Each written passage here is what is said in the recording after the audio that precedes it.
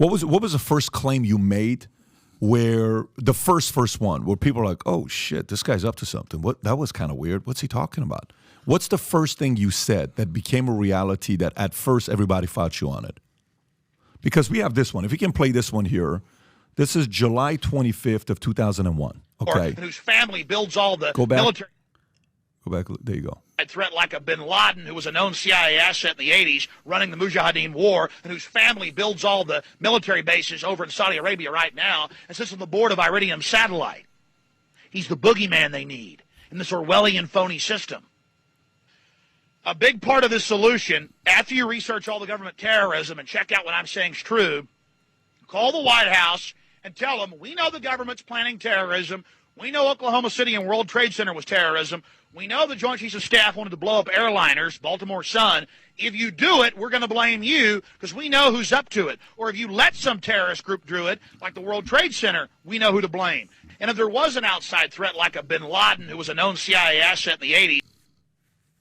So you say this, pre it going national. And by the way, I did a 2.5-hour show that people only have that clip. It's in one of my documentaries. I need to find it and re-upload it to the web because when they took me on my YouTube, it all got erased.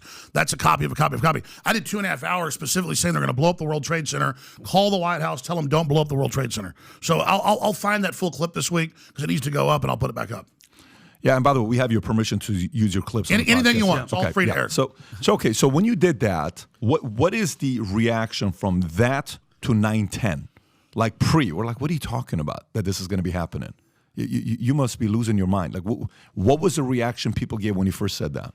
Well, it's funny. I mean, I already had a local radio show in 2001, and I'd been fired off local radio, so I was doing it out of my house, but it was actually on a satellite and on probably 100 stations by then. But this is pre-YouTube, so if I wanted to be on TV, I'd use the studio as a local access station. So that's a 2.5-hour live show I did one night, a few months before 9/11. And what was the question?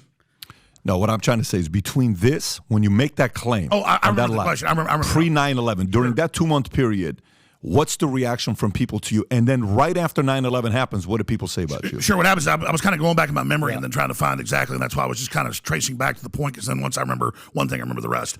This is a crazy story. Okay, so I would do live shows once a week there, but we'd turn a tape in that they'd air like 10 more times on average. So I shot this live, turned the tape in at Access TV, and on the night of 9/11, the 2.5-hour show aired. Wow. And I got death threats and everything else because they thought I was saying that day that the government had done it when I was saying July 25th. But later, the date came out, people figured it out. So people were completely freaked out. They didn't know what was going on.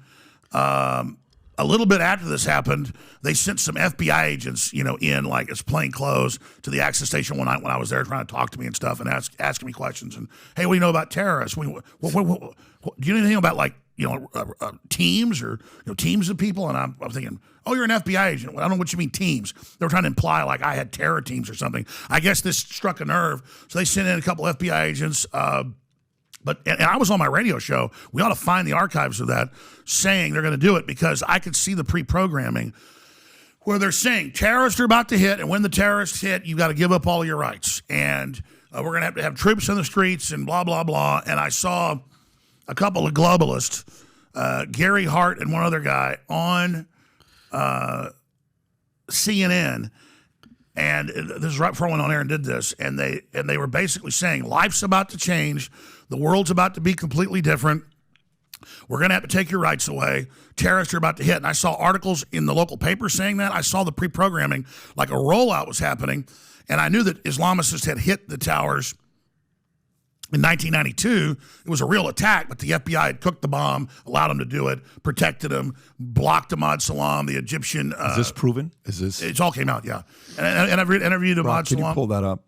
Go ahead, keep going. Type in Ahmad Salam recordings, World Trade Center bombing. And so he gave a press conference where he recorded the FBI telling him, no, we're going to let the bombing go ahead, because he thought they were trying to set him up. And then it did go forward. So I already knew about this. I had a lot of data and a lot of information feeding into I thought they would go back and try to bring down the World Trade Center a second time, because in criminology, that's what happens. And they did have people on airplanes, and they were Islamicists, but it turns out they were CIA with double passports and were being protected. And they thought they were taking part in a hijacking drill that day. And then what really happened is they nerve gassed the people on the planes, from the best info we have, then remote controlled them into the towers. And then another one was supposed to hit the Pentagon, but people, despite the fact, and they have the stewardess recordings where they're saying, I can't breathe, there's gas. That's what's really happened again. But before they could do that, a F-16 put, and that's in the FAA recordings, put 2 AIM-9s into it and shot it down over Pennsylvania. Yeah, I was in the United States Air Force while all that was happening, and I was on a shooting team. And 2 days before the competition, one of my sergeants, and I'm not going to say his name, was like, "Hey, well, Shauna, because I was the best shooter, Alex." He's like, "The competition's canceled," and I was like, "Why?" 9/11 happens, and then we were warned. Rumsfeld went in front of the White House, and he was like, "Something's happening with terrorism." He kind of warned us. Condoleezza Rice warned the mayor of, was it Chicago? Don't fly to New York this day. And then you nailed it, Alex, when you were talking about Osama bin Laden. Every flight in the entire United States was grounded. There was a couple F-16s circling. The only commercial flights that were left from here flew to Ramstein, Germany, and it was Osama bin Laden's entire family. They flew them all out. And that was on local Miami news. They flew them out of here. Yeah, 100%. Or just north of here. So, and there's video of it. But it gets worse. What I'm saying, there's thousands of pieces of data. They didn't find one. They found 2 hijackers' passports unburned in that whole explosion. So you got 10 feet of dust everywhere, billions of papers, but those get found the next day. You believe that? So and it goes on for days. But I interviewed the former chairman of the Joint Chiefs of Staff right before he died about this, and a bunch of other people.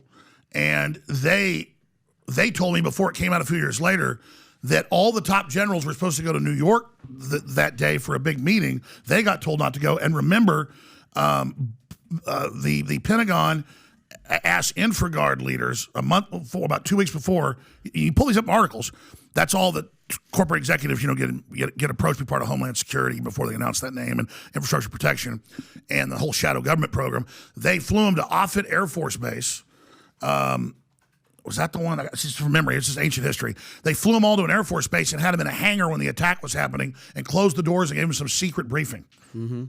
Look up business leaders, billionaires flown to Air Force Base in 9/11. It's all up there. And this is such ancient history. I haven't gone over this in years. I should write a book on 9/11 and go back over it all. I mean, it is just insane. So if you like this clip and you want to watch another one, click right here. And if you want to watch the entire podcast, click right here.